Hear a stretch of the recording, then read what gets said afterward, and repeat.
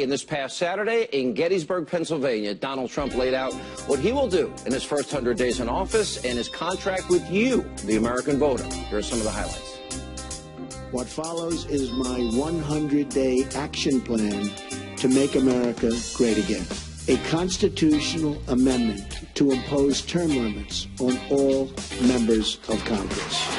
A requirement that for every new federal regulation, 2 existing regulations must be eliminated. We will cancel all federal funding of sanctuary cities.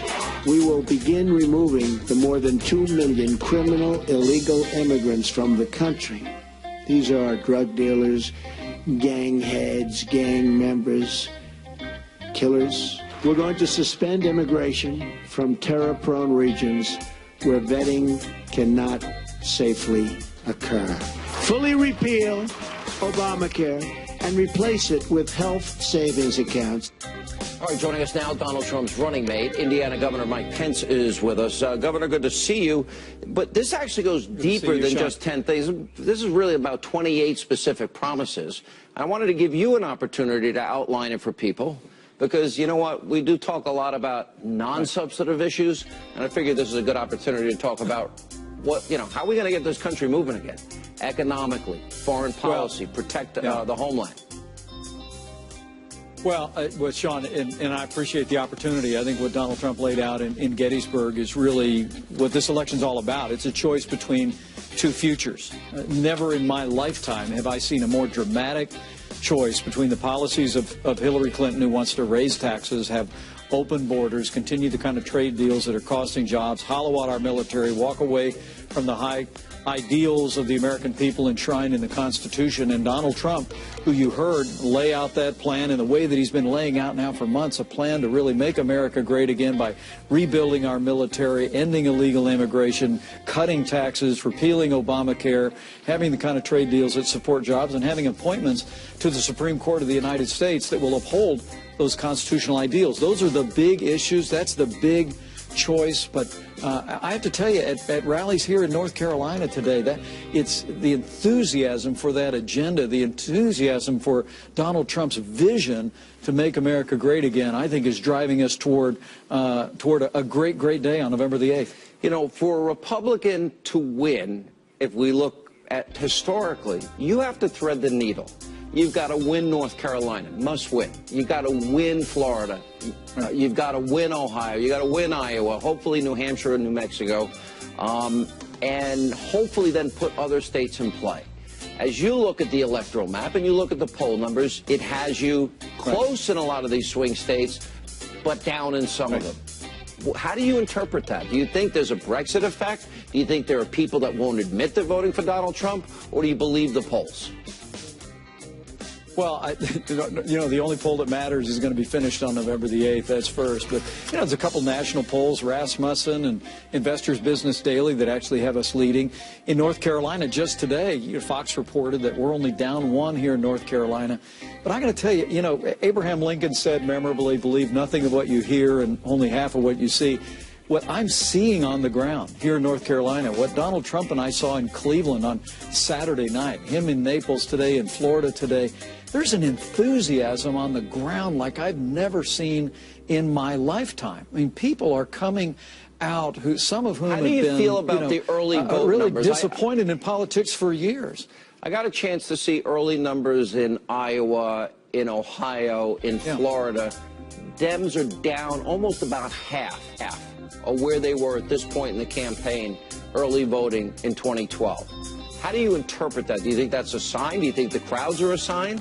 Do you think that translates into an enthusiasm your campaign has? Hillary's small crowd shows a lack of enthusiasm? Well, we're watching that, and, you know, that you're seeing some evidence even in the state of Ohio that counties that Barack Obama won are significantly down. Counties that Mitt Romney won, you know, are about where they were 4 years ago. I have to tell you, the biggest evidence to me, I was in Circleville, Ohio, on Saturday. My family and I were campaigning at the Pumpkin Show. You would have loved it. there were probably 20,000 people in the streets of Circleville. We had to get out of the vehicles because so many people were cheering us on.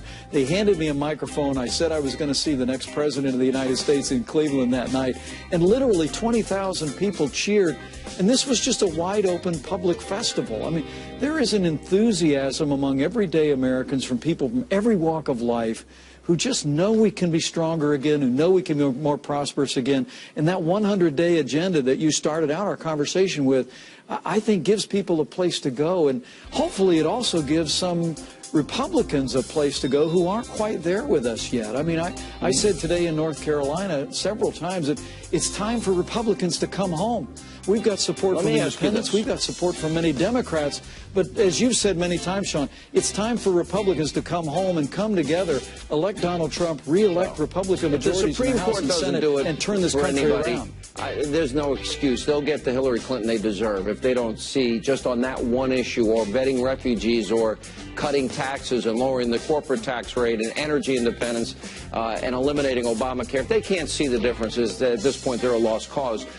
Let me ask you, Donald Trump has taken a lot of heat over talking about a rigged election. I would argue the Republican establishment, even friends of yours like Paul Ryan, have been against him.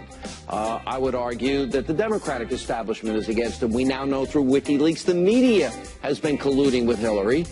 But they're acting as though this is the first time it's ever been said. Let me play Barack Obama in 2008. Listen to this. I would just like to know what you can say to reassure us that this election will not be rigged or stolen. Well,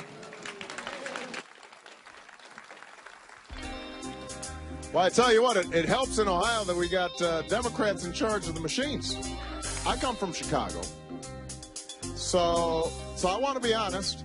It's not as if it's just Republicans who have monkeyed around with elections in the past. Sometimes Democrats have too.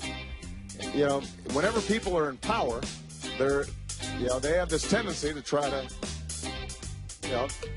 tilt things in their direction. Oh, so Democrats have talked about rigged elections too, and he's basically admitting to it. Well, I got to tell you, I saw on Twitter the other day a montage of sound bites of Obama and Clinton, and all of them using the term rigged. Look, by the way, that was probably my show. Yeah, but go ahead. Yeah, it probably was. It probably was. But what Donald Trump is saying is certainly voter fraud is real in polling places and pockets around the country. And in the next 15 days, people ought to be willing to respectfully participate in the process to ensure the integrity of the vote. But when Donald Trump says rigged system, it's just as much being rigged by a media that's trying to write stories in the last 48 hours to suggest this election is over.